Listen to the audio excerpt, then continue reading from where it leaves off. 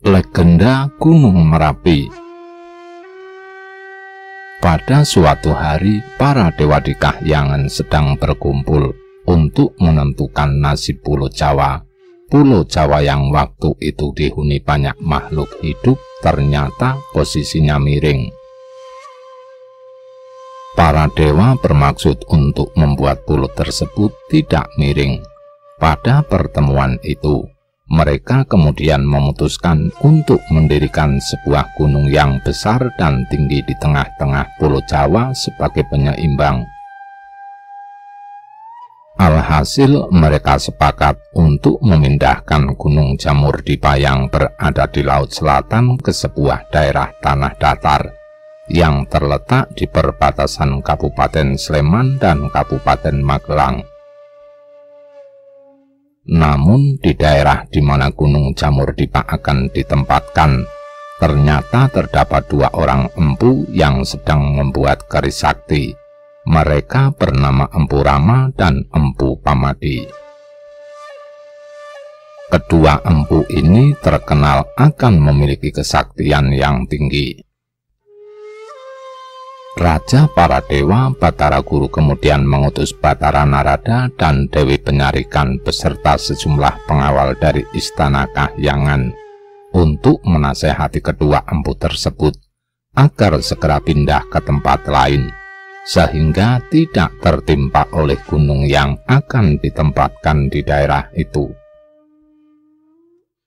Setiba di tempat itu, utusan para dewa langsung menghampiri kedua empu tersebut yang sedang sibuk menempa sebatang besi. Kesaktian kedua empu tersebut kemudian disaksikan oleh Batara Narada dan Dewa Penyarikan. Ketika mereka menempa batangan besi membara dengan tangan dan paha mereka, kepalan tangan mereka bagaikan palu baja yang sangat keras. Setiap kali kepalan tangan mereka pukulkan pada batangan besi membara itu, terlihat percikan cahaya yang memancar. "Maaf empu, kami utusan para dewa ingin berbicara dengan empu berdua," sapa Dewa Penyarikan.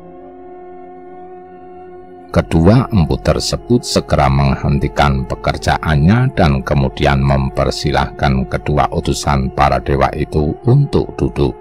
"Ada apa gerangan Pukulun? Ada yang dapat hamba bantu?" tanya Empu Rama. Batara Narada menjawab, "Kedatangan kemari untuk menyampaikan permintaan para dewa kepada empu." "Apakah permintaan itu?" tanya Empu Pamadi dengan rasa penasaran. "Semoga permintaan itu dapat kami penuhi."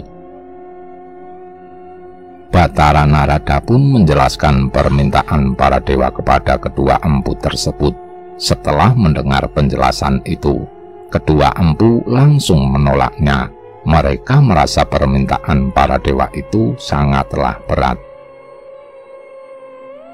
"Maafkan hamba Pukulun, hamba bukannya bermaksud untuk menolak permintaan para dewa, tapi perlu Pukulun ketahui bahwa membuat keris sakti tidak boleh dilakukan sembarangan, termasuk berpindah-pindah tempat," jelas Empu Rama.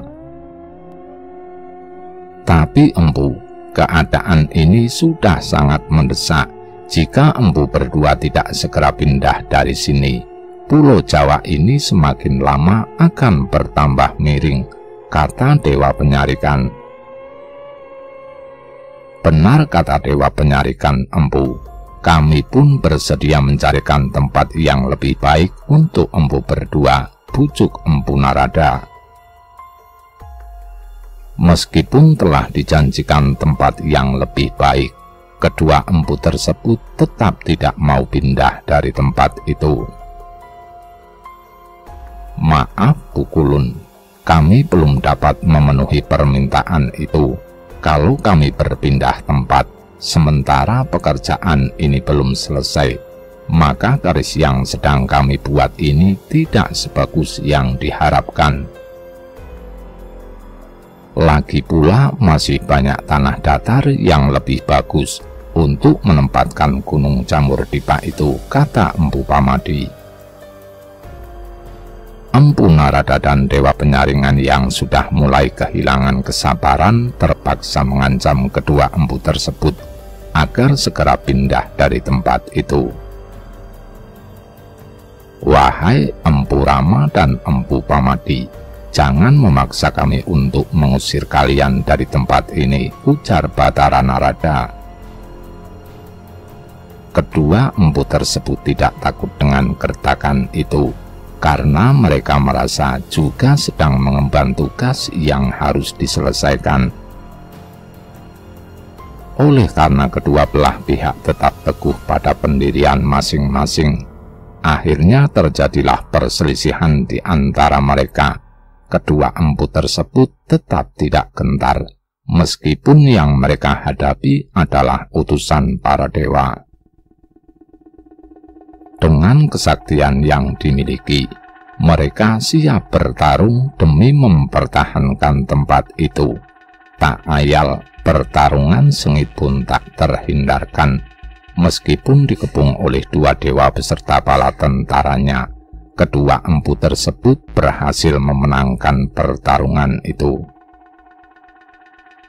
Batara Narada dan Dewa Penyaringan yang kalah dalam pertarungan itu segera terbang ke Kahyangan untuk melapor kepada Batara Guru. Ampun Batara Guru, kami gagal membujuk kedua empu itu. Mereka sangat sakti mandraguna, lapor Batara Narada.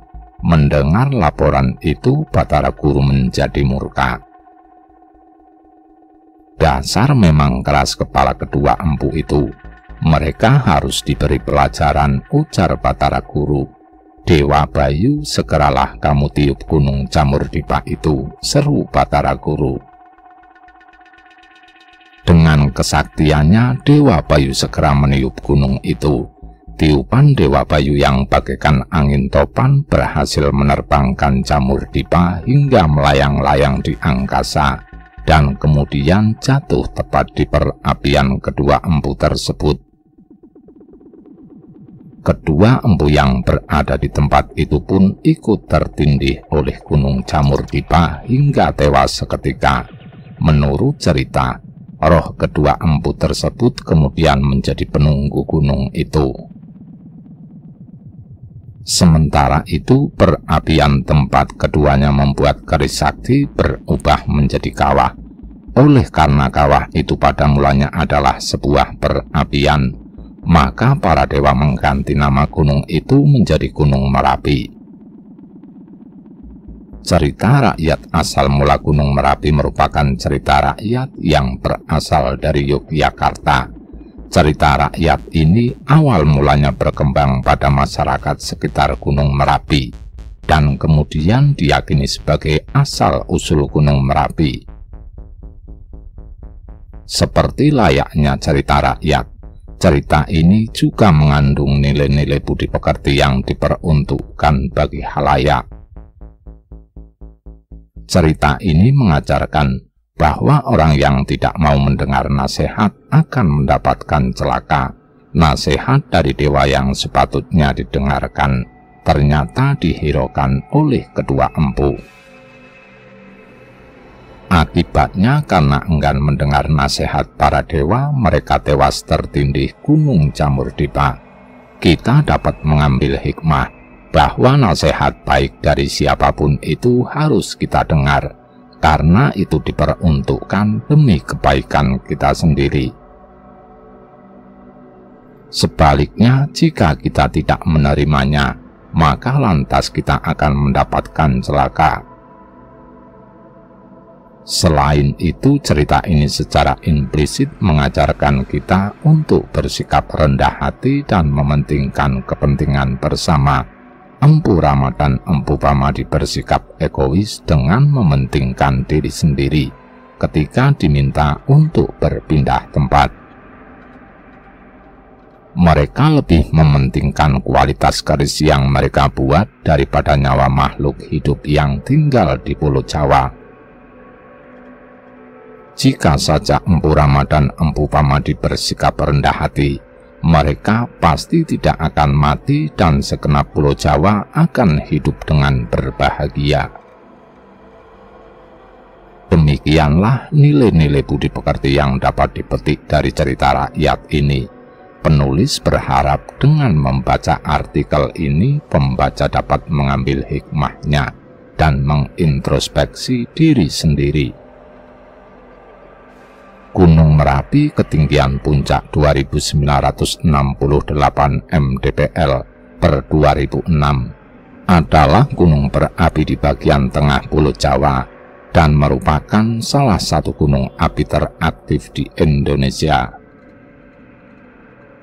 Lereng sisi selatan berada dalam administrasi Kabupaten Sleman, Daerah Istimewa Yogyakarta, dan sisanya berada dalam wilayah Provinsi Jawa Tengah, yaitu Kabupaten Magelang di sisi barat, Kabupaten Boyolali di sisi utara dan timur, serta Kabupaten Klaten di sisi tenggara. Kawasan hutan di sekitar puncaknya menjadi kawasan Taman Nasional Gunung Merapi sejak tahun 2004.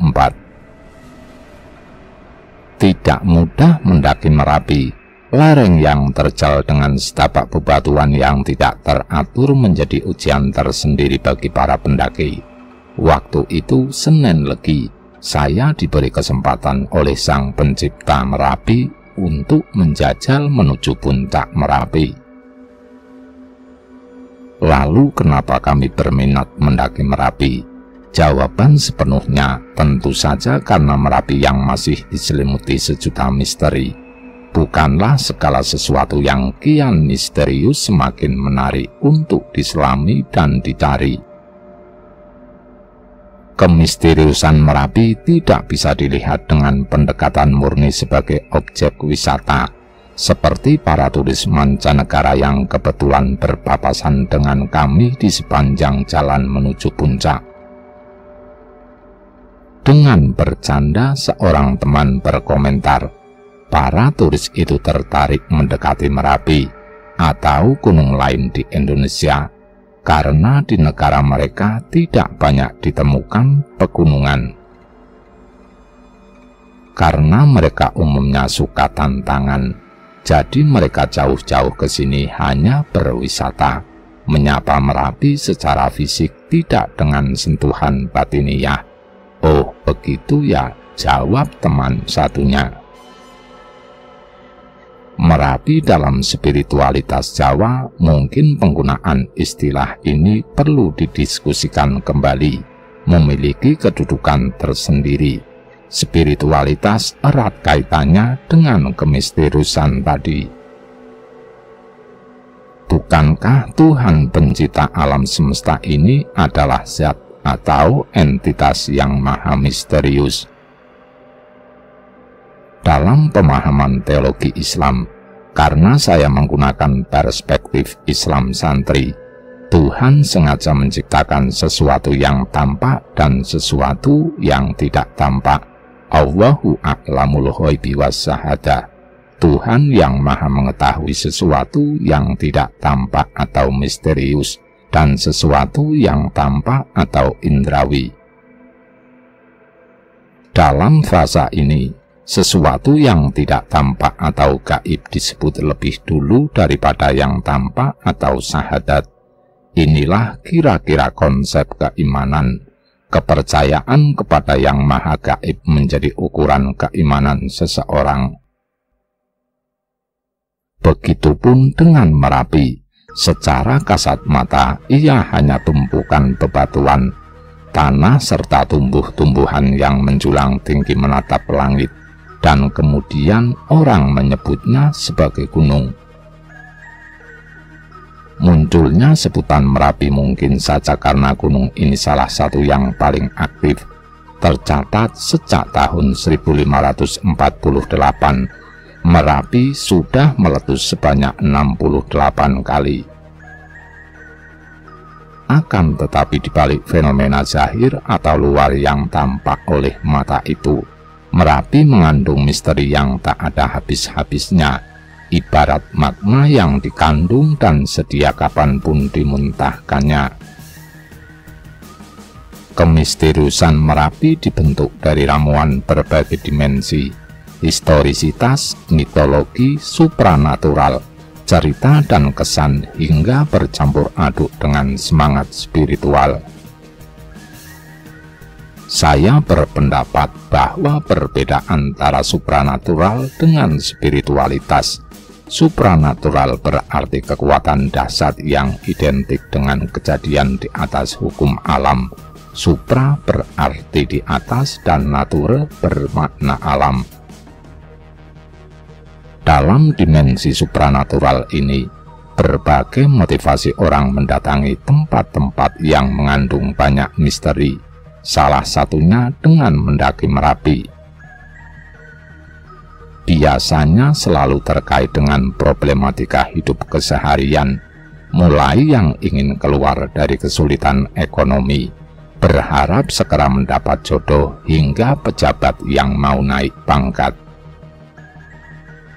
Berbeda dengan supranatural, aspek spiritualitas lebih bertumbuh pada nilai-nilai spirit keilahian. Sebelum kami mendaki, saat rehat di kediaman Pak Kuncen, warga lereng Merapi yang kemudian memandu kami menuju puncak, Panglima Garuda meskipun berat tetap harus diniati untuk sampai ke puncak gunung. Jika tidak, maka sepanjang hidupnya tidak akan pernah melihat ciptaan Tuhan yang bernama puncak gunung itu. Di puncaklah kita akan merasakan suasana batin yang berbeda.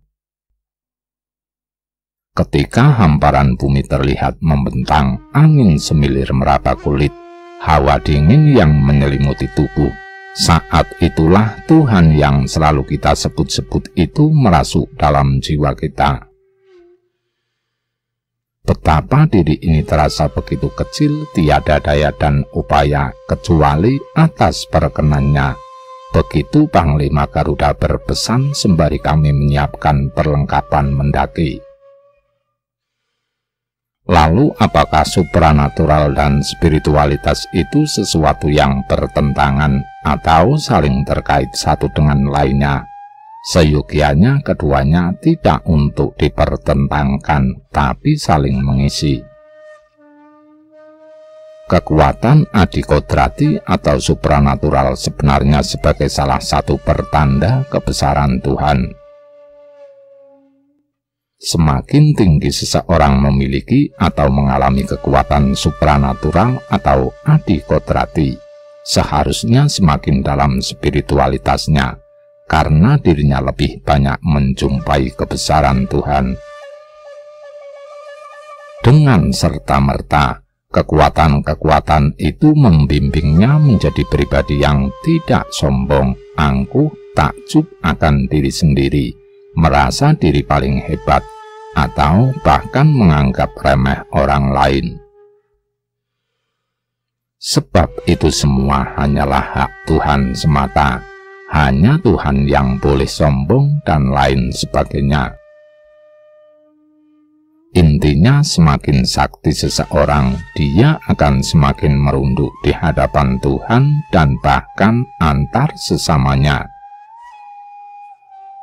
Ibarat padi yang sudah menguning, rantingnya akan menunduk, atau seumpama dihabur keris yang bertangguh sepuh yang biasanya bilah berposisi condong, menandakan kematangan spiritual. Merapi memberi pelajaran penting tentang olah spiritual dan tentu supranatural, bahwa manusia harus membangun harmoni dengan makhluk Tuhan yang lain. Karena itu, sebelum mendaki atau ketika mendaki, kita dituntun untuk bertata krama, berpamitan atau kulonuwun dengan seluruh penghuni Merapi, baik binatang buas, tumbuhan maupun penguasa alam gaib di Merapi. Konon penguasa Merapi adalah Kangjeng Ratu Sekar Kedaton. Meskipun ada versi yang berbeda, tata krama ini harus terus dijaga selama mendaki hingga kembali ke kaki gunung, bahkan saat hendak membuang hajat. Selain itu, selama mendaki tidak boleh berkata dan berperilaku jorok atau asusila. Ini bisa menyinggung penghuni lain Merapi. Mendaki Merapi bukan pekerjaan mudah. Baru saja beberapa puluh meter dari kaki gunung, nafas seakan enggan kembali menyapa tenggorokan. Jantung sepertinya untuk sesaat berhenti bekerja. Keringat bercucuran, hawa dingin menyengat menemani keringat, berbaur melengkapi ungkapan kelelahan.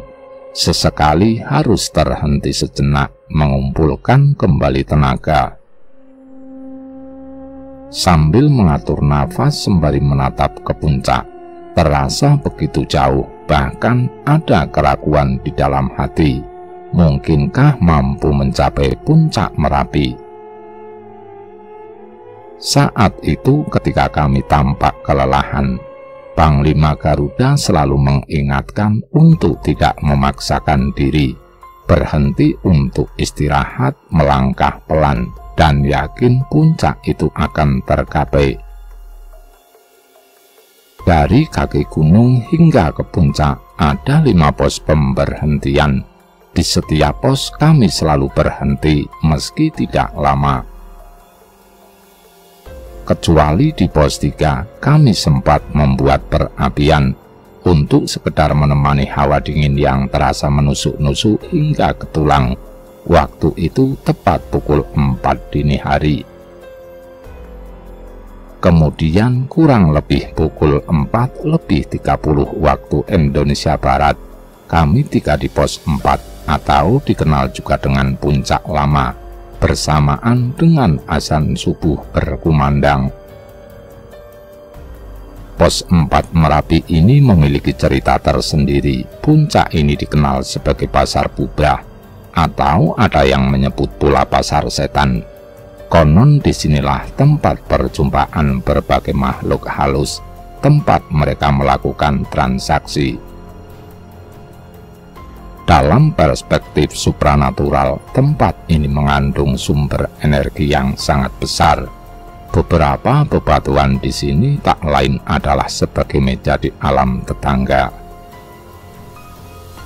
Bahkan selalu diadakan ritual setiap tahunnya di puncak ini dengan menyimpan kepala kerbau di sebuah titik di Pasar Bubrah, yaitu sebuah batu yang sempat saya tiduri di pagi hari, menurut Panglima Garuda. Perjalanan pulang menuju kaki gunung tidak semudah yang saya bayangkan. Meskipun relatif lebih cepat, ketahanan dengkul menahan medan yang curam benar-benar diuji. Saya sempat berseloroh, kalau tubuh ini buatan Jepang, pasti sudah pada copot sekrupnya. Tapi karena buatan Tuhan, jadi masih utuh seperti ini meski rasanya sudah mau copot. Tepat pukul 12:30 waktu Indonesia Barat Selasa Pahing, kami tiba kembali di pintu masuk Merapi atau Nyuselo yang berada di kawasan Kabupaten Boyolali. Besut budi, besut raga, fikir dan rasa.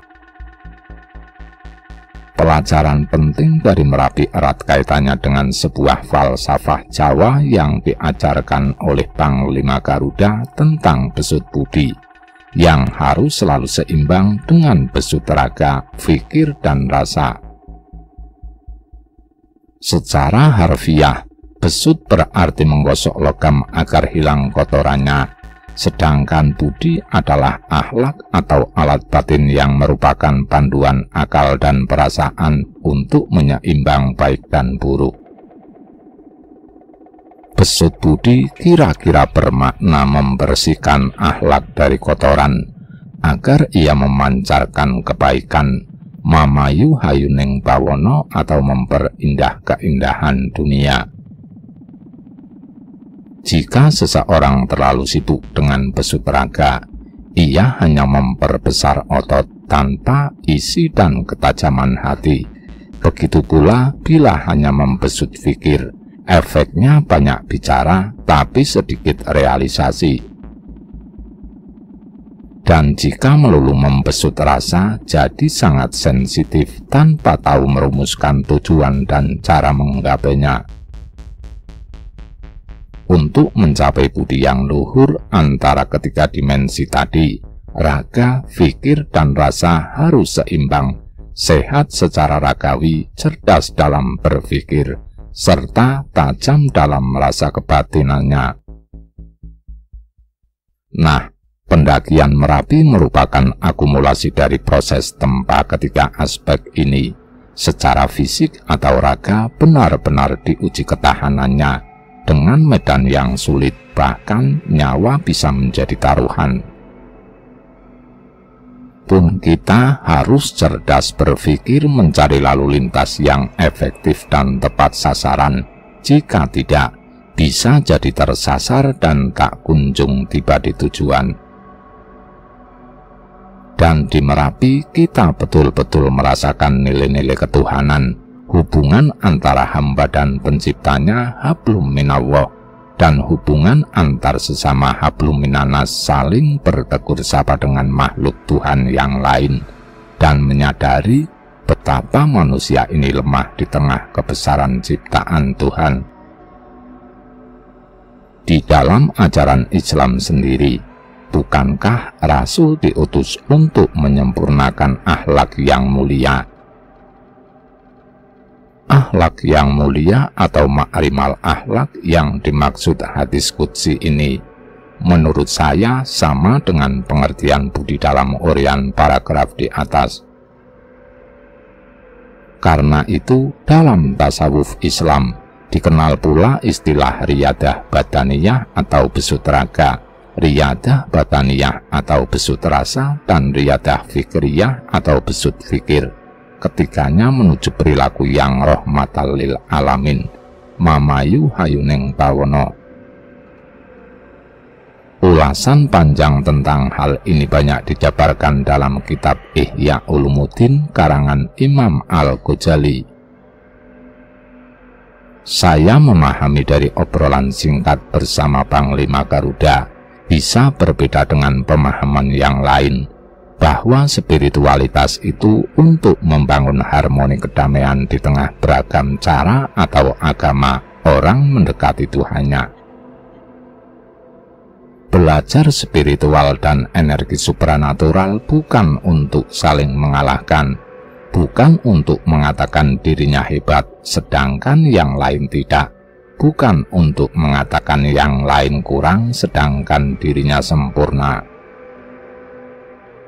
bukan untuk membuat level-level kesaktian, tapi spiritualitas itu satu proses tanpa henti dalam sebuah misi pencarian kesejatian ilahi, seperti mendaki Merapi, yang terasa sudah tinggi padahal ada puncak lagi di atas puncak.